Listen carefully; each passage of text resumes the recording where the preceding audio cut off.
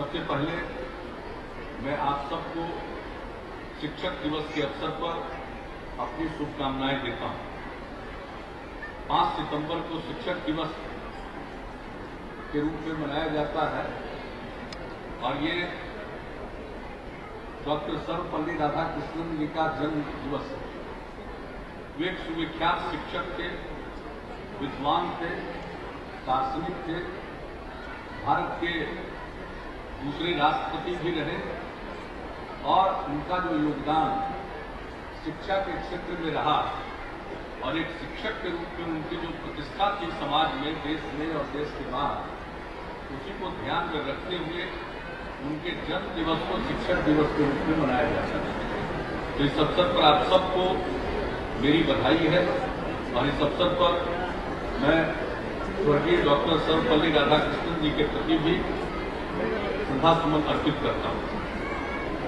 शिक्षा का विकास में सबसे अहम योगदान है। हम चाहे जितना भी कोई काम कर लें, अगर शिक्षा का विस्तार नहीं होगा, लोग पढ़ेंगे नहीं, लोग शिक्षित नहीं होंगे, तो किसी भी प्रकार के विकास का कोई मायने नहीं रह जाता। इसलिए हम लोगों ने शिक्षा को सर्वोच्च प्राथमिकता, आप समझ लीजिए कि बिहार के राज्य का जो बजट है बिहार का, उसका 20% से ज्यादा हिस्सा शिक्षा विभाग को आवंटित होता है। कभी कभी तो ये बढ़कर 24% तक भी पहुंचा। अब आप समझ सकते हैं कि शिक्षा को कितनी प्राथमिकता हम सब मिली। जब पहली बार बिहार के लोगों ने हम लोगों को काम करने का अवसर दिया, तो हम लोगों ने देखा कि हमारे 12.5% बच्चे स्कूलों के बाहर रह जाते हैं। इसलिए हम लोगों ने सबसे पहली प्राथमिकता यह रखी शिक्षा के क्षेत्र में कि हम सबसे पहले अपने राज्य के बच्चों को स्कूल तक पहुंचाएं और जो बच्चे कुछ उम्र बढ़ गई जिनकी और पढ़ने स्कूल नहीं गए, उनको आगे की कक्षा में नामांकन हो, इसके लिए भी उनके लिए अलग से हम लोगों ने काम शुरू किया और यह सब प्रयास किया गया। प्रदेश में 20,000 से भी ज्यादा नए प्राथमिक विद्यालय खोले गए।